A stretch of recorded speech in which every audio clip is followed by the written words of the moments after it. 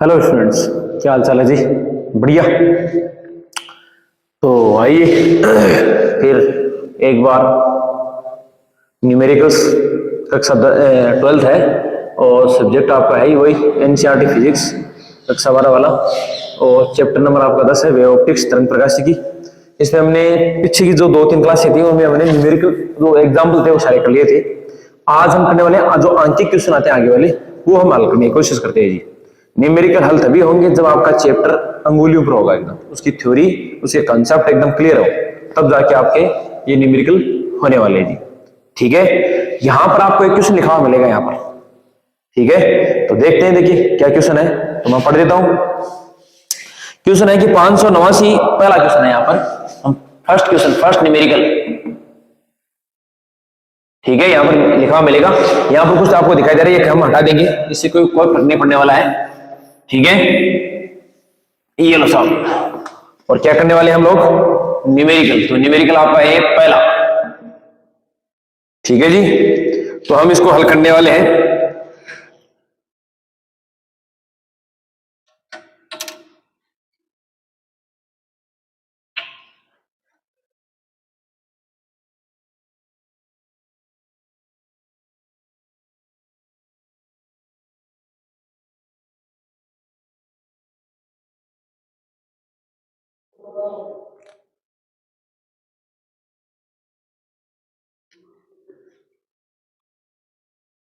हाँ जी, अब देखो यहां पर आपको न्यूमेरिकल मिल जाएगा पहला।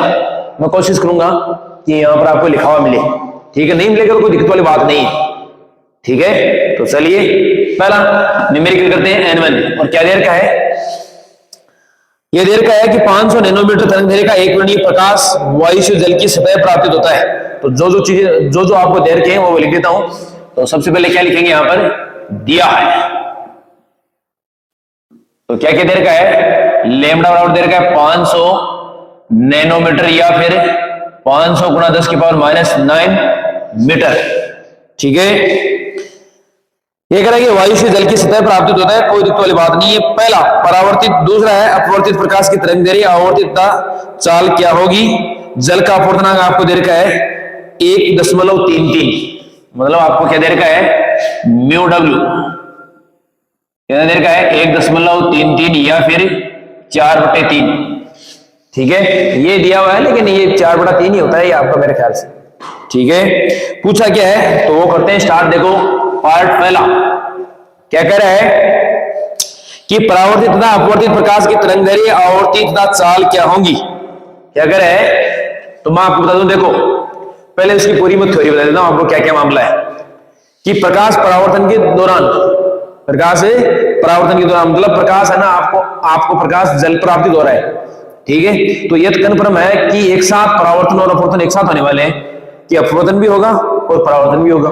तो सुनिए मेरी बात ध्यान से, हमने रे ऑप्टिक्स में पढ़ा ऐसा कि प्रकाश परावर्तन के दौरान परावर्तित जो प्रकाश है उसकी चाल, तरंगदैर्घ्य, आवर्ती वही होते हैं जो आपतित प्रकाश के थे। मतलब प्रकाश परावर्तन की घटना के दौरान चाल, प्रकाश का जो वेग है वो, तरंगदैर्घ्य एंड आवर्ती अपरिवर्तित रहते हैं, कोई बदलाव नहीं होता है, केवल और केवल तीव्रता बदलती है। ठीक है, तीव्रता का यहां इसने जिक्र ही नहीं किया है तो हम भी आगे जिक्र नहीं करेंगे, लेकिन मैं बता देता हूं कि तीव्रता क्यों चेंज होती है, बदलती क्यों है। ठीक है, क्योंकि जो परावर्तक पृष्ठ है उसके द्वारा आपतित प्रकाश का कुछ भाग अवशोषित कर लिया जाता है, इसलिए परावर्तित भाग की तीव्रता आपतित प्रकाश की तीव्रता के बराबर नहीं होती। ठीक है, अब बात रही कि परावर्तित प्रकाश की आपको आवर्ती हम निकालेंगे, तरंगदैर्घ्य निकालेंगे और चाल निकालेंगे। ठीक है, तो आइए मेरे साथ। तो देखिए सबसे पहले, क्योंकि हम जानते हैं कि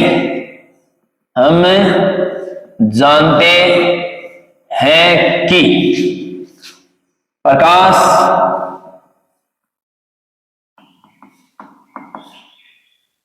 परावर्तन की घटना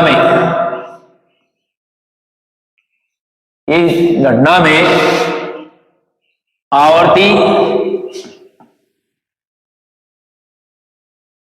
कोमा तरंग धैर्य तथा चाल या वेग, चाल अपरिवर्तित रहते, अपरिवर्तित रहते हैं। ठीक है, तो देखो आता है परावर्तित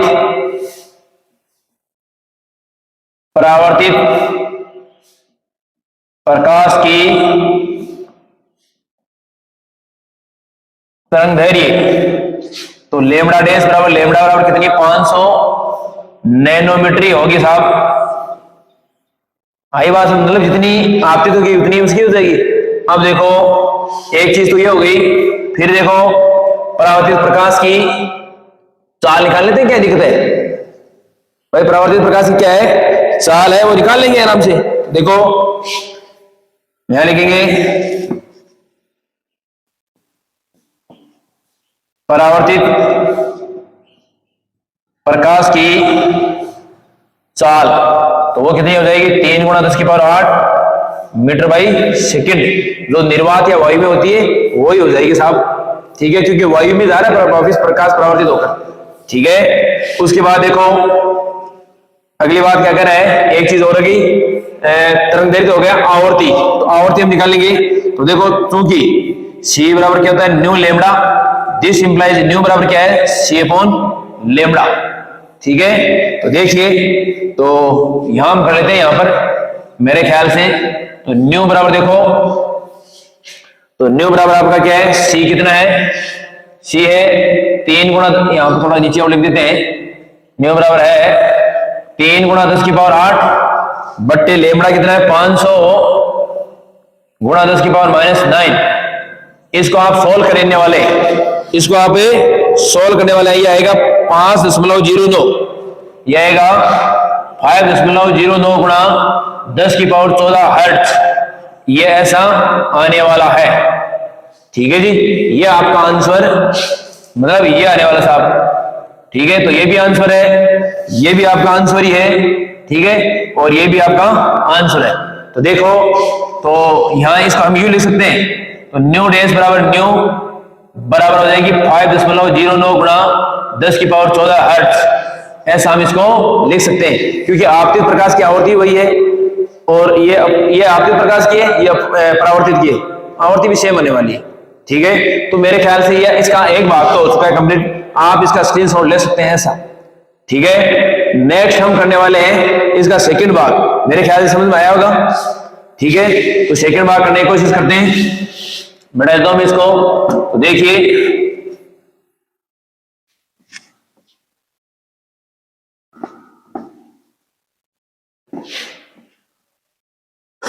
सेकंड भाग देखें, पार्ट बी क्या दे रखा है, क्योंकि हम जानते हैं कि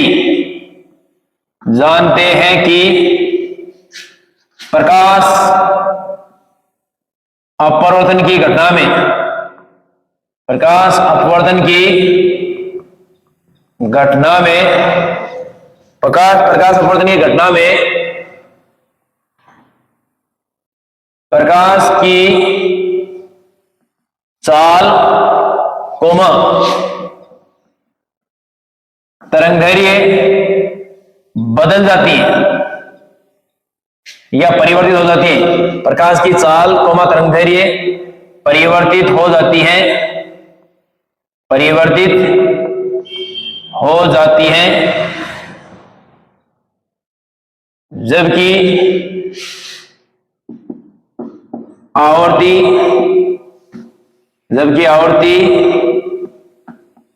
अपरिवर्तित रहती है।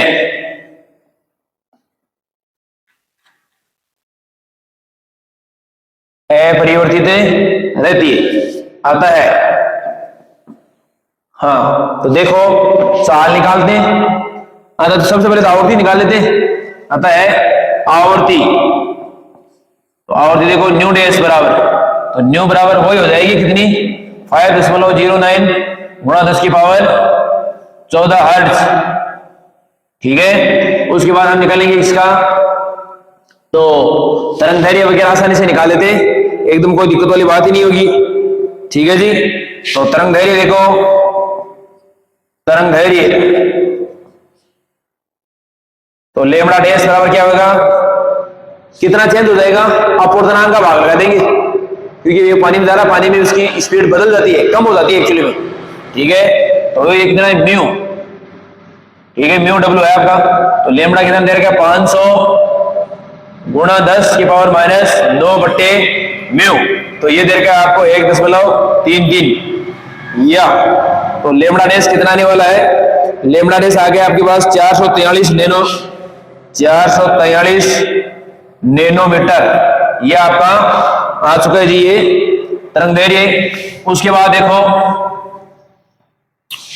हाँ, तो उसके बाद क्या मिलने वाला मेरे को, तरंग दैर्घ्य हो गया, ये आपका हो गया है आवर्ती, और उसके बाद चाल देखो उसकी, तो देखो चाल, तो चाल है आपकी, इसको कर लेते हैं v बराबर, तो c बटा म्यू, तो 3 गुणा 10 की पावर 8 बटे म्यू कितना है 1.33, तो v बराबर देखो कितना आने वाला है, तो ये आ गया आपका हाँ जी, तो ये आ गया आपका 2.22 गुणा 10 की पावर 8, 2.22 गुणा 10 की power 8 metre by second, metre by second, ये आंसर आ गया, ठीक है। तो थोड़ा ध्यान रखें आप, इस प्रकार का ये आंसर आपका आने वाला एकदम, ठीक है। एक प्रकाश जो परावर्तन की घटना है उसमें आपकी केवल तीव्रता बदलती है, आवर्ती तरंग दैर्घ्य और चाल वही रहते हैं, जबकि प्रकाश अपवर्तन की घटना में चाल भी बदल जाती है, तरंग दैर्घ्य भी बदल जाती है, तीव्रता भी बदल जाती है, केवल आवर्ती शेष रहती है, ठीक है। मतलब आवर्ती दोनों में ही अपरिवर्तित रहती है साहब, किस किस में, परावर्तन और अपवर्तन दोनों में। ये आप इसका भी स्क्रीनशॉट ले लें साहब, ठीक है। अब देखो ले लिया आपने स्क्रीनशॉट, अब करते हैं आपका न्यूमेरिकल नंबर 2।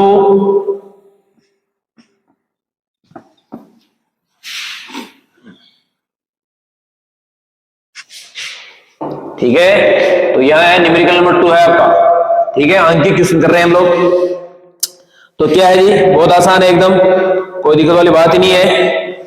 यह कह रहा है कि निम्नलिखित दशाओं में प्रत्येक तरंगागर की आकृति क्या है, मतलब अलग अलग प्रकाश और लगे अलग अलग या अलग अलग स्थिति में तरंगागर की बताएं कि आकार उसका कैसा है, किस टाइप का है। तो देखो सबसे पहला है, ये कर रहा है पहला ए,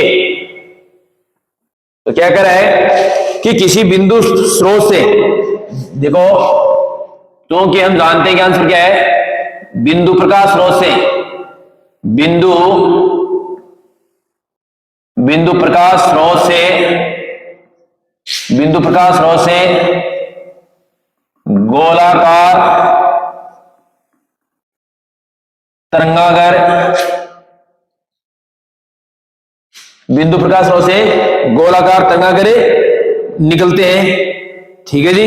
कैसा होगा जी, बिंदु प्रकाश स्रोत से गोलाकार तरंगागर निकलते हैं साहब, ठीक है। फिर देखो आपका पार्ट बी, देखो ये कह रहा है कि उत्तल लेंस से निर्गमित प्रकाश जिसके फोकस बिंदु पर कोई बिंदु प्रकाश स्रोत है, जैसे देखो इसको बी को यहां कर लेते हैं, देखो जी क्या है कि ये मान लीजिए कोई एस कोई बिंदु प्रकाश स्रोत है, क्या है, बिंदु प्रकाश स्रोत, ठीक है।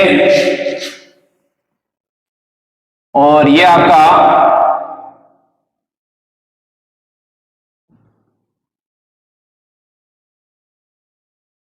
ठीक है, अब ये इसका ऑप्टिकल सेंटर है,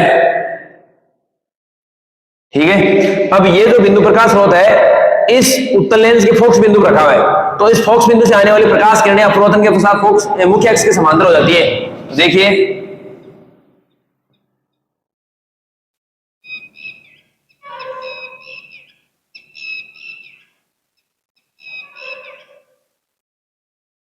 ठीक है, तो ये देखो साहब आपका समतल तरंगागर है, तो किस प्रकार का बनने वाला है जी, किस प्रकार का बनने वाला है, ये समतल तरंगागर बनने वाले हैं, समतल तरंगागर। कौन सा बनेगा, समतल तरंगागर, ठीक है। कैसा बनेगी जी, समतल तरंगागर बनने वाला है। फिर अगला क्या कह रहा है, पार्ट सी, ये कह रहा है कि किसी दूरस्थ तारे से आने वाला प्रकाश आने वाले प्रकाश तरंगागर पृथ्वी द्वारा अवरोधित भाग। तो देखो मान लीजिए कोई दूरस्थ तारा है, ठीक है, मान लीजिए कोई बिंदु प्रकाश स्रोत है ये एस, क्या है जी, बिंदु प्रकाश स्रोत। तो देखो यहां से बिंदु आपको पता है कि प्रकाश तरंगागर के रूप में बढ़ता है ऐसे, ठीक है। अब ये बढ़ते बढ़ते मान लीजिए यहां तक आ गए यूं, तो ये एकदम क्या हो जाएगा, ठीक है, तो ये एकदम समतल तरंगागर में बदल जाएगा। ये बहुत दूर जैसे मान लीजिए ऐसे ऐसे जाने वाला है,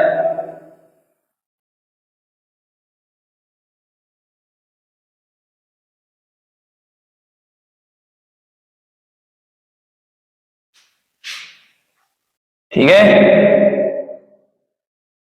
तो ये मतलब ये देखो इसका ये भाग है यहां से लेकर ये समतल तरंगागर में बदल जाएगा। तो ये भी क्या मिलने वाला आपको, समतल तरंगागर, समतल तरंगागर, ठीक है। ये भी क्या मिलने वाला है, समतल तरंगागर, ठीक है। तो ये आपको थोड़ा सा ध्यान रखिए, ये आपका न्यूमेरिकल नंबर क्या हो गया जी, 2 हो गया। पहली कंडीशन ये कह रहा है कि बिंदु प्रकाश होता है उससे तरंगाग्र कैसे होंगे, गोलाकार होंगे। सेकंड में ये कह रहा है कि मान लीजिए कोई उत्तल लेंस है, उसके फोकस बिंदु पर कोई बिंदु प्रकाश रखा हुआ है, तो उत्तल लेंस से जो निकलने वाले निर्गमित निकलने वाला जो तरंगाग्र कैसा होगा, तो समतल तरंगाग्र होगा।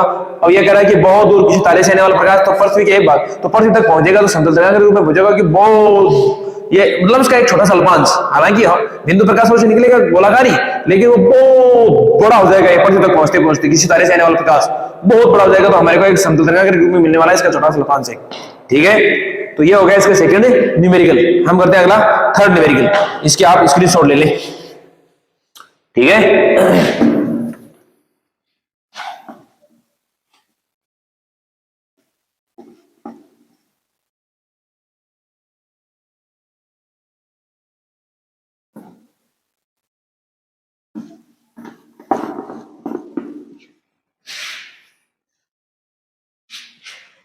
अगला देखो क्या है, एकदम आसान है, ये थर्ड है। थर्ड न्यूमेरिकल क्या है कि काश, इसमें पार्ट 2 है जी भाई। तो देखो पहला पार्ट है आपका, क्या कह रहा है कि कांच का अपूर्णांक 1.5 है, ठीक है। तो दिया क्या है जी, दिया है म्यू जी 1.5, इतना है 1.5, ठीक है। कांच में प्रकाश की चाल क्या होगी, निर्वात में प्रकाश की चाल ये, ठीक है। क्या पूछा है कि कांच में प्रकाश की चाल क्या होगी, तो हमारे को बीजी पूछा है, बीजी, ठीक है। जबकि आपको क्या दे रखा है, सी बराबर दे रखा है 3 × 10⁸ मीटर बाई सेकेंड। आपको उसने पूछा है कि बीजी कितना होगा, तो चूंकि हम जानते हैं कि, मेरे ख्याल से शायद ये कटरा होगा, मैं देख लेता हूं 1 मिनट। ओहो कटरा तो है यार, कटरा कटरा कटरा, ये लो सवाल,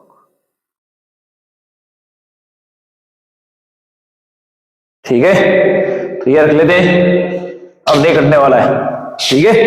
तो देखो हम जानते हैं कि, तो देखो क्या है, तो देखो Vg बराबर, तो C upon mu G, C कितना है 3 × 10⁸, म्यू जी कितना है 1.5। देखिए या Vg बराबर, Vg का मतलब समझ रहे हो, ग्लास में प्रकाश का वेग, ठीक है। तो देखो ये पॉइंट हो गए, कितने हो गए 30, 15 दूनी 30 हो गया, या फिर 1.5 × 3 होता है, तो 2 × 10⁸ मीटर बाई सेकेंड। ये आपका आंसर हो चुका है। अब पार्ट देखो सेकंड, बी पार्ट यही कर लेते हैं, बी पार्ट, ठीक है। देखिए पार्ट बी, क्या कांच में प्रकाश की चाल, क्या कांच में प्रकाश की चाल प्रकाश के रंग पर निर्भर करती है, यदि हाँ तो लाल तथा बैंगनी में से कौन सा रंग कांच के प्रिज्म में धीमा चलता है। क्या कह रहे हैं कि क्या कांच में प्रकाश की चाल प्रकाश के रंग पर निर्भर करती है, तो बिल्कुल करती है साहब, मैं आपको कोशिश करूंगा समझाने की, ठीक है। अब देखो, हाँ देखिए जी,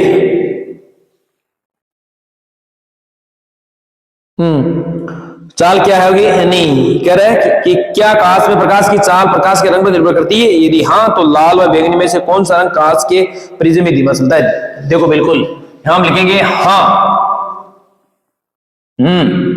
कांच में, हाँ क्या कह रहे हैं, क्या कांच में प्रकाश की चाल प्रकाश के, हाँ कांच में प्रकाश की चाल प्रकाश की चाल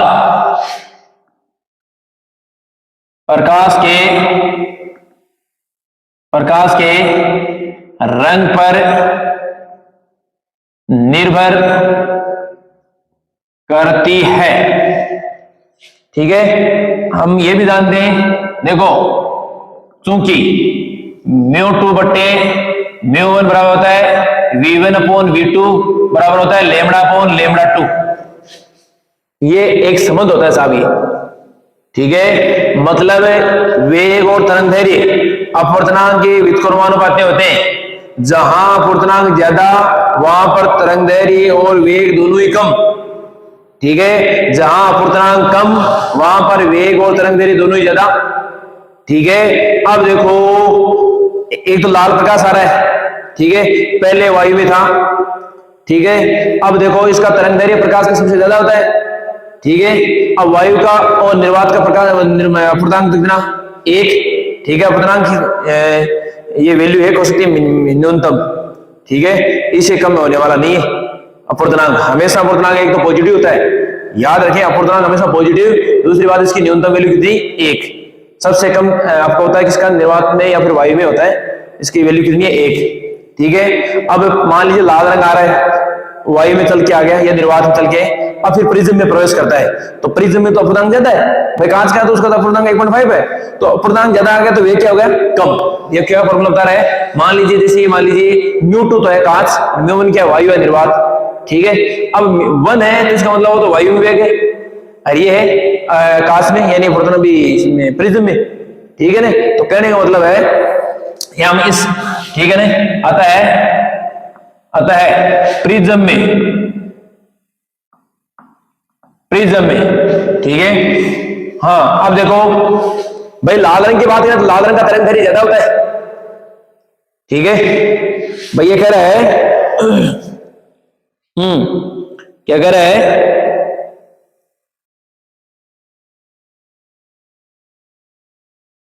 हाँ तो उससे क्या फर्क पड़ने वाला है भाई, हाँ अतः प्रिज्म में, जब प्रिज्म हो या ना उससे कोई फर्क नहीं पड़ने वाला है। ठीक है ना, हाँ कांच में प्रकाश की चाल प्रकाश के रंग पर निर्भर करती है। ठीक है, अतः प्रिज्म में, हाँ प्रिज्म में लाल रंग, इसने क्या पूछा मेरे को, ये पूछा है कि लाल और बैंगनी में से कौन सा रंग कांच के प्रिज्म में धीमा चलता है। तो देखो प्रिज्म में बैंगनी रंग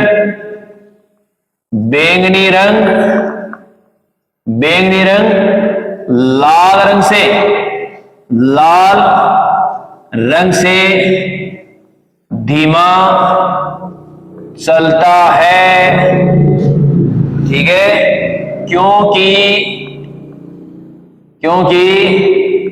लाल रंग की, क्योंकि बैंग ऐसे लिख लेंगे, क्योंकि बैंगनी रंग की तरंगदैर्घ्य लाल रंग की तरंगदैर्घ्य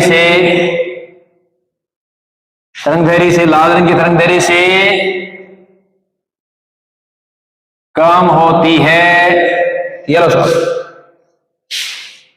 क्या लिखा हमने, अतः प्रिज्म में बैंगनी रंग लाल रंग से धीमा चलता है, क्योंकि बैंगनी रंग की तरंगदैर्घ्य लाल रंग की तरंगदैर्घ्य से कम होती है। ठीक है, ये भी आप थोड़ा ध्यान रखें, ये फॉर्मूला आपको पता होना चाहिए। ठीक है, आप स्क्रीनशॉट ले सकते हैं। ठीक है, मैं दूर हट जाता हूं, ये ले लो आप। ठीक है, तो आज के लिए इतना ही। आप इस चैनल पर अगर नए हैं तो इस चैनल को सब्सक्राइब करें, शेयर करें, कमेंट करें, लाइक करें। ठीक है, और नहीं समझ में आया तो कमेंट जरूर करें, या समझ में आया तो भी करें, अच्छा बुरा जो भी है बताएं आप। तो आज के लिए इतना ही, नेक्स्ट क्लास के लिए, तब तक के लिए गुड बाय।